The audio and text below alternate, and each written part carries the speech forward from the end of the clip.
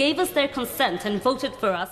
ব্রিটেনের রাজনীতি এখন তোলপাড় টিউলিপ সিদ্দিককে নিয়ে। দাবি উঠেছে তার মন্ত্রিত্ব থেকে পদত্যাগের। নানা মহলের ক্ষোভ চাপে ফেলছে ব্রিটিশ প্রধানমন্ত্রী স্যার কিয়ার স্টারমারকে। টিউলিপের ঘটনা প্রবাহ কি তবে প্রধানমন্ত্রীকেও বিপদে ফেলতে যাচ্ছে?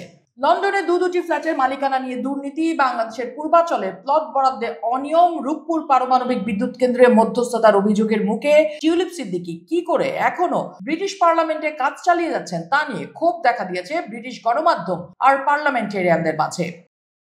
ব্রিটিশ পার্লামেন্টের পর্যবেক্ষক স্যার ল্যারি ম্যাগনাসের নেতৃত্বে উন্মুক্ত তদন্ত শুরু হলেও টিউলিপের বিরুদ্ধে মুখ খুলতে শুরু করেছেন অনেকেই। কনজারভেটিভ পার্টির নেতা ক্যামি ব্যাডনচ প্রধানমন্ত্রীর প্রতি আহ্বান জানিয়েছেন মিস সিদ্দিককে বরখাস্ত করার। একই কথার প্রতিধ্বনি করেছেন ছায়া চ্যান্সেলর মেল স্ট্রাইক। বলেছেন টিউলিপ যেহেতু দুর্নীতি বিরোধী মন্ত্রী এবং তার বিরুদ্ধে গুরুতর দুর্নীতির অভিযোগ উঠেছে, ফলে বর্তমান প্রেক্ষাপটের অধীনে তার দায়িত্ব পালন বাস্তবিকই অসম্ভব।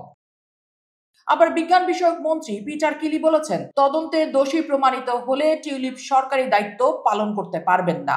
ডাচি অব ল্যাঙ্কস্টারের চ্যান্সেলর প্যাট ম্যাকফাডেন বলেছেন অভিযোগ আছে রাশিয়ার সাথে বাংলাদেশের রূপপুর পারমাণবিক বিদ্যুৎ কেন্দ্রের যে চুক্তি, সেখানে রাশিয়ার প্রেসিডেন্ট ভ্লাদিমির পুতিনের সঙ্গে ক্ষমতাচ্যুত শেখ হাসিনার যোগাযোগ ও ওই চুক্তিতে টিউলিপ সিদ্দিক মধ্যস্থতা করেছিলেন। এসব নিয়ে তোলপাড় চলছে ব্রিটিশ রাজনীতিতে, আর এই ক্ষোভই চাপে ফেলছে ব্রিটিশ প্রধানমন্ত্রী স্যার কিয়ার স্টারমারকে।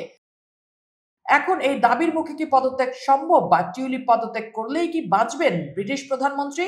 রাজনৈতিক বিশ্লেষক রব পাওয়েলের মতো বিশেষজ্ঞরা বলছেন ব্রিটিশ প্রধানমন্ত্রী স্যার কিয়ার স্টারমারের যেটুকু ক্ষতি হওয়ার তা এরই মধ্যে হয়ে গেছে। স্টারমার এবং টিউলিপ এখন একই রকম বিপজ্জনক অবস্থায়। প্রথম থেকেই যেহেতু স্টারমার তার বিরুদ্ধে কোনো পদক্ষেপ নেননি, তাহলে টিউলিপ এখন যদি পদত্যাগ করেন তাহলে অসংখ্য মানুষ বিস্মিত হবেন যে এটা কেন আরো আগে হলো না, কেন ডাউনিং স্ট্রিট এই কাহিনীকে এতটা পথ আসতে দিল।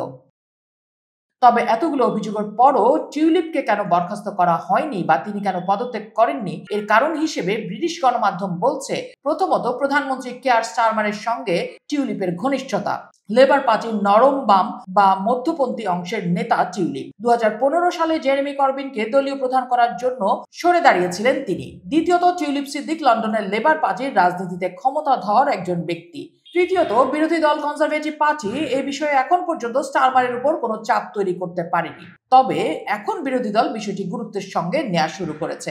যেহেতু বিরোধী দল বিষয়টি গুরুত্বের সঙ্গে নিচ্ছে, সেক্ষেত্রে ট্রেজারি মন্ত্রী হিসেবে টিউলিপ সিদ্দিকের দিন হয়তো শেষের দিকে।